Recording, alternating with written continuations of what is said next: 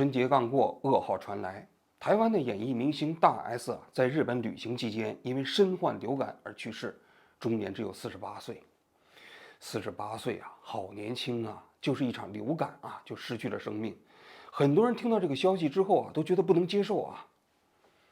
这个信息啊，最早呢是2月2号在 Facebook 上啊，有一个办旅行社的这个博主啊发出来的。当时啊，他发了一个屏幕上只有几行字，说啊，台湾有一个一线的演艺明星，今年48岁，在日本旅行期间呢，由于身患流感而去世。大 S 啊，在台湾呢属于当红的明星啊，虽然退役了这么多年啊，但是他的很多行踪也包括他的信息都是透明的。比如说，他一家老小啊，都春节期间到日本来度假，台湾的媒体就有报道啊。另外，他48岁，又有2个孩子，所以很多人一对，这不就是大 S 吗？当时就有人说你这是造谣，因为一家你想想，老少去东京度假，这才几天呢，人就不见了。结果这个博主就说啊，一天之后见分晓。果不其然啊，2月3号这一天，小 S 也就是大 S 的妹妹啊，公开出来证实，她的姐姐大 S 啊，的确是在东京去世了。这对于大 S 他们一家人来说，这是一个噩耗；对于很多他周围的亲朋好友来说，也是一个难以相信、难以接受的事实。因为这个病程发展实在是太快了。你想想，1月29号嘛，出门到日本去度假，那么整个人去世呢是2月2号的早晨，前后也不过只有4、5天的时间。那么从昨天到今天啊，我仔细看了一下大 S 去世的这个过程啊，我个人感觉啊，这场悲剧啊，原本实际上是有机会避免的。大 S 之所以在日本去世啊，他是一个家人对这个流感病啊认识有些不足，应对呢也存在着一些失误，最终呢又由于旅行过程中存在了一些意外的不可控的因素所导致的悲剧。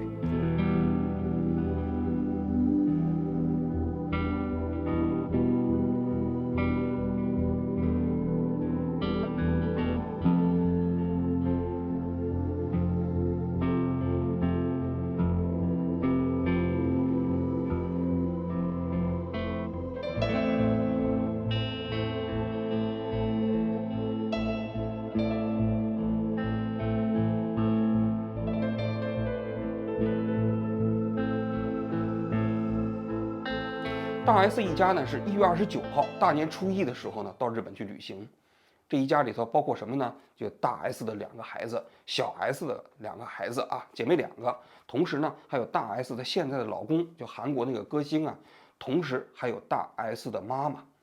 台湾有很多人啊，尤其是一些明星啊，在春节的时候都喜欢到日本来，一个呢是喜欢到日本来滑雪，另外一个呢是喜欢到日本来泡温泉。因为台湾到日本呢，一个是距离比较近，另外一个呢，台湾人到日本呢也不需要签证啊。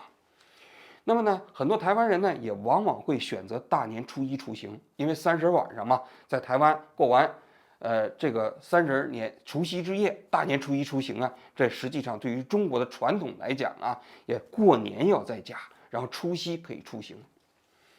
据这个台湾的媒体报道啊，这大 S 啊，在1月26号的时候还出席了他自己朋友的女儿的一个回门宴，身体当时看着还不错，但是有人说了，那一天好像现场是有人得了流感，所以1月29号这一天，大 S 出门之前身体就已经不舒服了，就已经开始有了咳嗽的症状。但是大 S 这个人的性格啊，算是比较是怎么说比较好吧，就是他不因为一家子嘛要到日本去旅游这件事情啊，是一个比较大的计划。他一个人的身体不舒服呢，如果不去的话，他担心扫了其他人的兴，所以呢，他就跟着大家一起到了日本。但是这一大家子到日本的时候，他们是提前约了一个这个日本当地的导游地陪。据这个导游事后说啊，他们当时接到了这大小 S 一家的时候，看到大 S 的时候，他当时身体就不太舒服了，就已经开始咳嗽了。当天呢，这一家呢就住到了箱根，去箱根嘛，大家都知道啊，这就是为了泡温泉。箱根的温泉呢很有名啊，在日本呢，距离东京大概有1个小时左右的车程。那么29号晚上到了箱根之后呢，30号、31号这2天呢，这大 S 都没有离开酒店，估计也就在那里泡泡温泉啊。但是到了31号晚上的时候呢，这大 S 啊身体状况可能就是有点不太对了。所以那天晚上他们家人叫来了救护车，临时把大 S 送到了医院。这是大 S 在日本的第一次就医啊。但是第一次就医啊，好像是不是特别顺利。后半夜，大 S 被送回到了酒店，应该没有开药，也没有做明确的诊断。我猜测啊，这医院肯定是让他天亮之后到医院再去做检查，因为日本的这种急诊呢，很多晚上的时候啊，他对一些不是特别严重的疾病呢，他不会给你做特别仔细的检查的，他都是让你白天之后再到医院去做治疗，再去做检查，因为急诊嘛。他可能接待的都是那种有急症的患者嘛，毕竟流感这种病呢，可能在这个医院看来并不是特别严重啊，所以31号的第一次就诊，应该说他可能是没有拿到什么药，也没有做到治疗。那么到了1号的早晨的时候呢，大 S 呢又去医院去治疗了，先是在一个小医院，到了这家小医院之后，小医院就觉得比较为难，说这病还真的比较严重，于是就给他介绍到了那个箱根当地的丁医院。丁医院就比较大了啊。到了丁医院一检查，说是比较严重，确诊了他是甲流。甲流嘛，现在有药物治疗，给他拿了药。于是呢，这一家呢就离开了医院啊。离开这医院的2月1号这一天呢，这导游呢就把大小 S 这一家拉到了东京。在东京呢，这本来啊，这大小 S 一家还跟他们有一个吴姓的朋友在东京来见面，因为他那个吴姓的朋友呢是从北海道专门飞到了东京跟他们会合。结果没想到这一天下午还是晚上的时候啊，大 S 的病程一下子就加重了。再次送到医院的时候啊，这个时候到第2天呢就不治身亡了。你想这个病程多快啊！那么我看到整个这个治疗的过程中，大 S 在日本呢一共经历了4家医院。那我当时有个好奇了，就是说他第3次上医院，就是在丁医院的时候啊，已经确诊了他是甲流，而且呢拿了药。那么他1天之后啊，就病情直接恶化到败血症的程度，失去生命。那么这家医院是不是有责任呢？按道理来讲，如果要是说你这个流感引发并发症变成这个肺炎，医院不应该让他走啊。所以我当时第一时间看到这个信息的时候，我非常好奇，就是这个丁医院为什么当时要把大 S 放走呢？实际上这个消息传到中国大陆的时候，很多人也有这个疑问。当时很多人都说日本的医疗条件不行啊，这么流感就死人呢，是吧？那医院为什么不把他留住院呢？后来哈，也就是在昨天晚上的时候，我看到网上又流传了一份聊天记录。这份聊天记录啊，我不知道从哪儿来的啊，但是这个人呢，言之凿凿的说，这大 S 啊，在1号早晨呢送到了医院的时候，也就是那家丁医院的时候啊，他的血氧饱和度只有89%，而且呢有发烧，发高热。那么这个时候呢，这医院呢就当时啊就确诊了他的甲流嘛，要求他在医院治疗。结果啊，当时就说大 S 这一家要执意回酒店去观察，不愿意留在医院。为什么不愿意留在医院呢？说是已经订好了返程票。在1号上午10点钟的时候，医院人家还提供了一个建议，就医疗团队啊，说你转到东京的大医院去紧急式治疗。结果呢，应该说大 S 啊，也包括小 S 他们一家人呢，对这件事情都忽略了。到了东京之后呢，就没有去看病。相反呢，因为他们已经预定好了1号这当天啊回台湾的机票，就在去机场的途中，突然人就不行了，就休克了，所以就紧急送到了一个非常小的社区医院去看病。结果到了这家社区医院的时候，再一看啊，这肺已经变成白肺了，就是肺功能已经不行了。这个时候啊，应该说就已经回天无力了。所以治疗了几个小时之后，在2月2号的时候啊，大 S 呢就去世了。大家看一下整个这个治疗过程，是不是存在着非常非常多的可惜之处啊？那么网友当时也说了啊，2月1号这一天，也就是大 S 啊去治疗这一天，这小 S 和他妈妈还在网上发了一段热舞的这个视频。当然，这段视频啊，事后他们给删除了。这段视频说明什么呢？这是说明实际上这一家人，就小 S 也包括他的妈妈，对这个流感这个疾病本身呢是认识不足的。他们，你想想，大 S 那天病已经很重了，到医院看了2次了，拿了药了，是吧？人家医院已经劝他要在医院治疗了，他们都没当回事儿。而且2月1号晚上的时候，这时候这大 S 已经送到医院去了。结果呢，小 S 跟他妈啊还在那跳舞呢。当然，跳舞不一定是这个时间跳的，但是这个时间发到网上的啊。我们当然不是说啊，这小 S 当时冷漠啊，因为姐妹两个怎么可能是冷漠呢？她姐姐去住院了，她妹妹还跳舞，这就说明啊，他们对这个疾病的认识不足，就认为她姐姐不过就是一场流感，不过就是一场感冒而已。但殊不知啊，这流感这个疾病啊，跟一般的感冒是不一样，它是要人命的。一般的感冒一般来说不会有高热，但是流感呢会有高热，而且呢，一般的感冒很难发展到肺炎，但是流感很容易并发症到肺炎。但是，一旦要是并发症到肺炎的话，这病程就进展非常快。如果你再有一些基础病，身体条件再差一点，那肺炎是非常容易夺去人生命的。这世界卫生组织有统计啊，这流感呢，每年呢在成年人这个范围内侵袭率大概是5%到10%，也就是成年人中间每年有5%到10%的人中招，小孩的比例更高一些啊。那么全球范围内每年死多少人呢？这流感呢，这死亡的数字啊是29万到69万之间，这数字不低了啊。要知道流感啊，它是由病毒导致的，这病毒导致的流感啊，实际上对人的健康威胁是非常大的。你从广义来讲，我们这2年造成全世界的这么一个世纪大流行的新冠病毒，它这个冠状病毒本身也属于流感家族中间的一员呐。那你想想，我们最后导致了封城，那医院都人满为患，那不也是属于这个冠状病毒给人类这个健康带来的威胁吗？所以流感实际上啊，是对人的这种生命健康威胁非常大的一个疾病。但是由于它叫流感，有人说了，医生就给我讲了，他说这个疾病之所以我们很多人会掉以轻心，是因为它翻译的不好，翻译成流感。流感嘛，流行性感冒，感冒大家都觉得好像不是特别严重，睡一觉捂一捂发一发汗就好了。但是流感不是，流感的话，如果你要是没有这个自身的比较强的这样的一个抗体的话，身体条件弱一点的话，你很容易在流感过程中就并发肺炎。当然了，现在流感其实也有药来治啊。如果你早期发现，在第一个48小时里的时候就服用这个抗病毒的药物，比如达菲，是吧？那么实际上呢，治疗效果还是非常不错的。更何况，就算是31号大 S 那一天啊，他如果是住院治疗的话，那现在治疗这些流感所导致的并发性肺炎也是有一整套的方法的，比如抗炎药物上去之后雾化治疗，然后呢就是支持性的疗法。基本上实际上要想在医院里头因为流感去世还是不那么容易的。但是你就看到了吧，这一家人对流感本身的状态啊，这种疾病的威胁程度啊，他实际上掉以轻心了。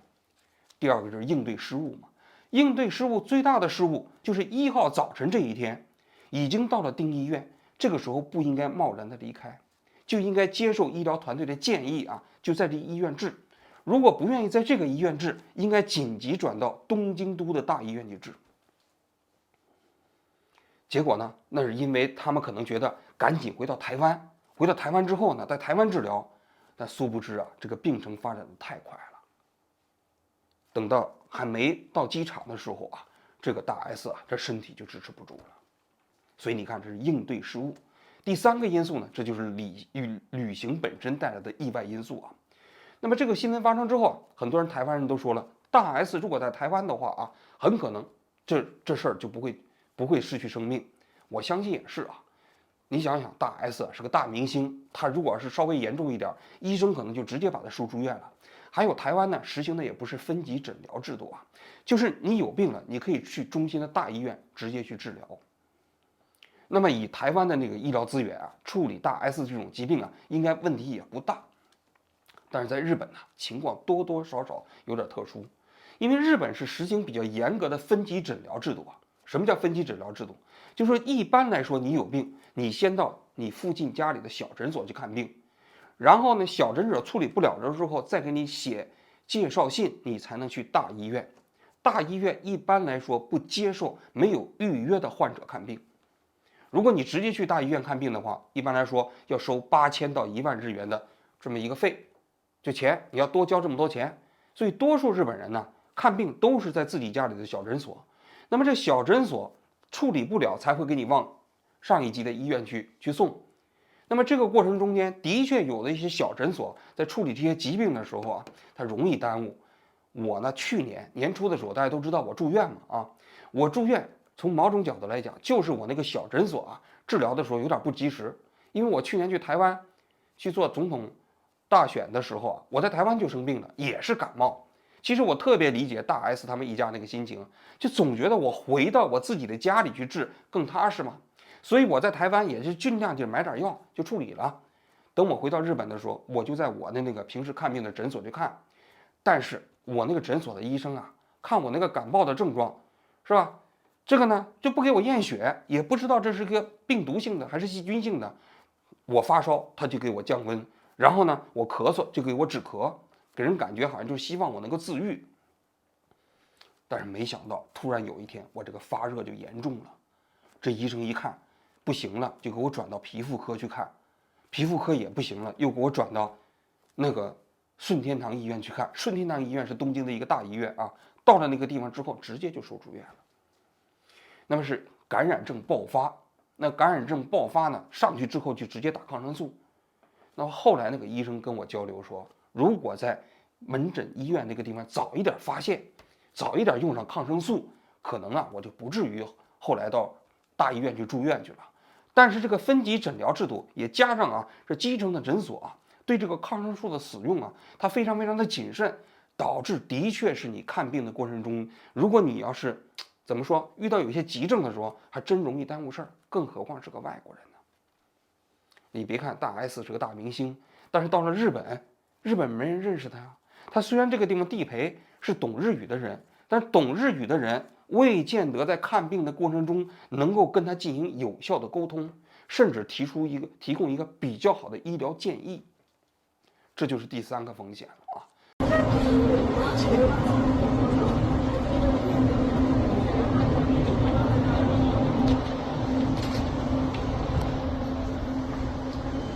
方便谈一下状况吗？我这次回来是要帮忙，你们多说那些好话。嗯哼。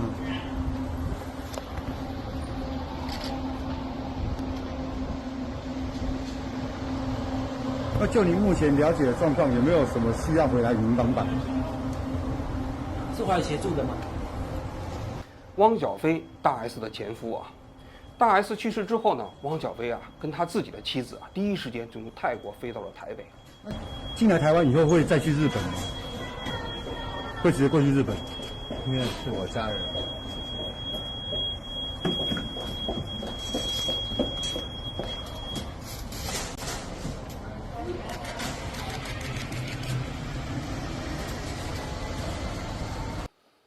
在台湾的机场，他也对很多记者说，多说说大 S 的好话。看得出来啊，这位前夫哥啊，对大 S 呢的去世啊，还是流露了很多惋惜之情，内心非常伤痛。毕竟啊，一夜夫妻百日恩嘛。在这个时间点啊，大 S 的家人呢都在日本啊。最新的消息显示啊，大 S 的遗体呢已经于今天火化了。火化完之后呢，要经过一系列的手续，才能运回到他台湾。应该说啊，大 S 啊，48岁的年华啊，就以这种方式啊离开人世，真的是令人非常惋惜的一件事儿。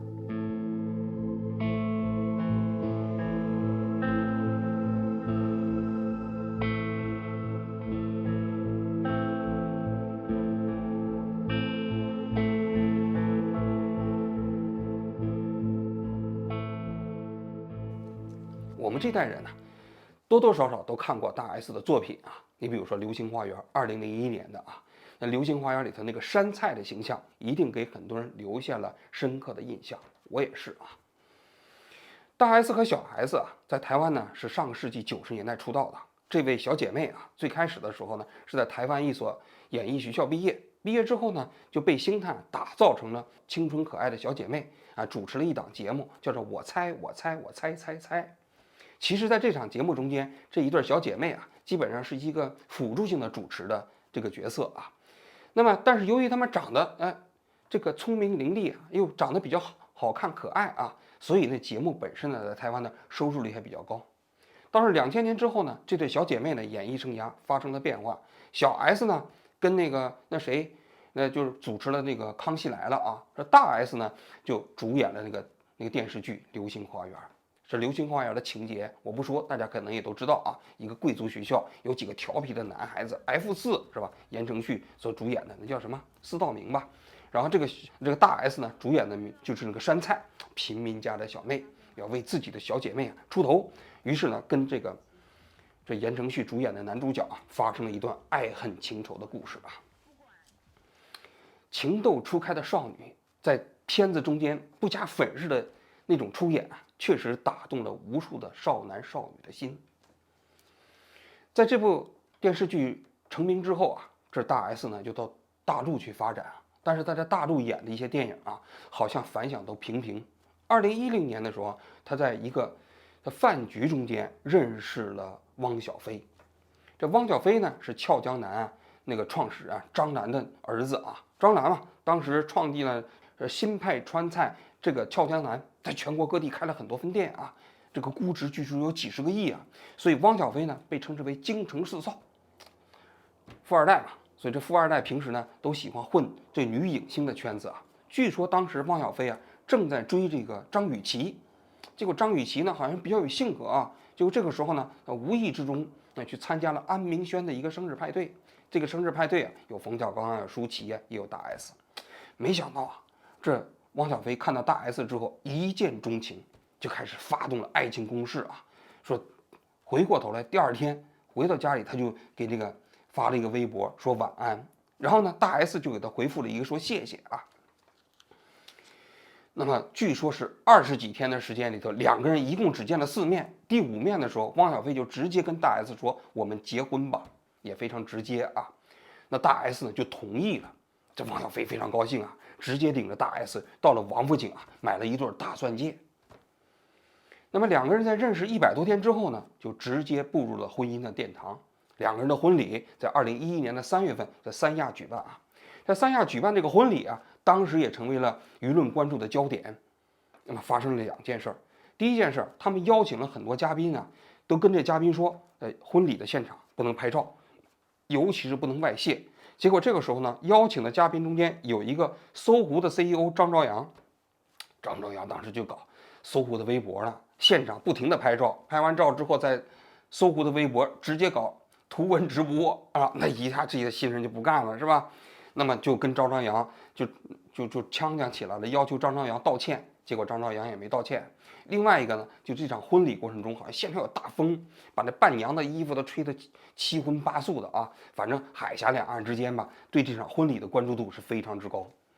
据说汪小菲跟大 S 结婚之后统战部都找他去吃饭台湾也找他吃饭，变成统战对象你想这是海峡两岸的联姻那这个联姻跟过去不一样，过去都是中国的大陆的女孩子嫁到台湾叫陆配，现在你是台湾的1线女明星嫁到大陆的富二代家庭里头，所以党和政府也非常重视所以你要知道这场婚姻当时是吸引了足够的眼球。但是结婚之后，好像这小两口这日子过得磕磕绊绊。这大 S 这身体一直不是特别好，她常年吃素。我看他媒体报道他每天只吃1顿饭，早晨起来喝豆浆，吃鸡蛋，然后就不吃了。如果这一天中间还要饿的话，吃点白米饭，喝点可乐就过去了那素菜他都吃，但是他就不吃肉，所以身体就不好，经常在演艺过程中经常因为低血压他就晕倒那你想想，常年吃素嘛，缺少蛋白质据说是结婚之后，这张兰呢就强迫他吃荤，就跟他讲说你不吃荤你生不出孩子来。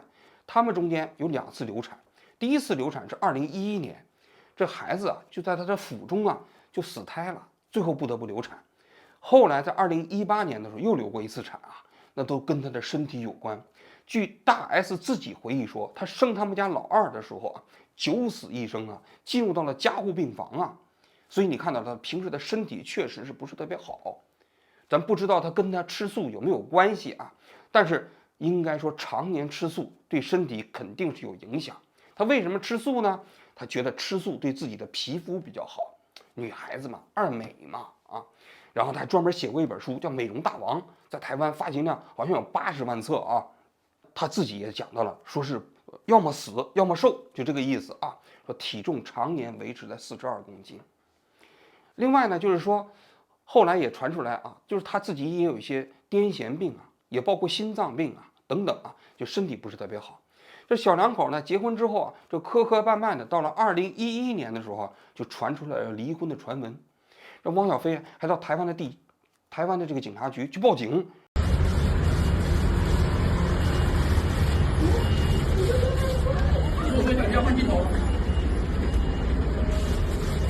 我不是犯事到这来，我是来报警的。我来报警，第一，我的孩子被非法拘禁，被他非法扣留；第二，我汪小菲实名举报徐熙媛长期滥用药物。我现在在这边报警，说大 S 啊，就对他什么非法拘禁，不让看孩子，然后呢还说他嗑药，就是说吃安眠药。结果最后台湾的检察院还真去调查了，说调查的结果啊，说是他吃的就是处方里的安眠药，这件事情也就不了了之了。但是他们两个离婚呢，应该说在网上撕的比较难看。首先是大家知道，哎呦，这个抚养费好高啊，一个月300万台币啊，就是汪小菲每个月要给大 S 300万台币。紧接着呢，那个大 S 还住在汪小菲他们花了4亿台币买的这个豪宅里。然后双方就因为离婚之后探视孩子啊，也包括孩子的抚养权的问题啊，包括抚养费的问题啊，这官司直到大 S 去世的时候还没打完。据说下一次开庭就是这个月的2月27号。结果啊，大家可以看到了，官司还没打呢，这个人已经离开了人世啊。这次回来还好吗？心情怎么样？嗯，心情还好吗？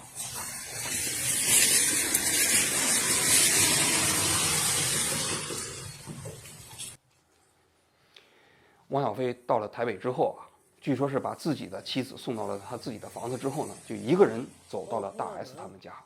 其实啊，大 S 家里头肯定是没人了嘛，因为人都在日本嘛。但是可以看到啊，汪小菲的内心一定是非常非常的难过。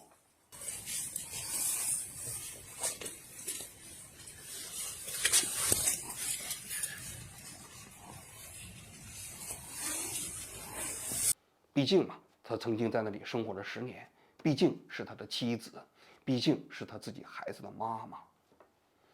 人已经走了，生前所有的恩怨情仇啊，都付之东流了。能够留下来的，可能就是彼此相爱曾经有过的美好记忆吧。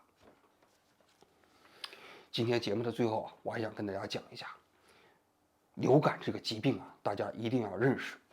千万不要因为它是一场感冒而忽视啊它对我们身体健康的危害啊！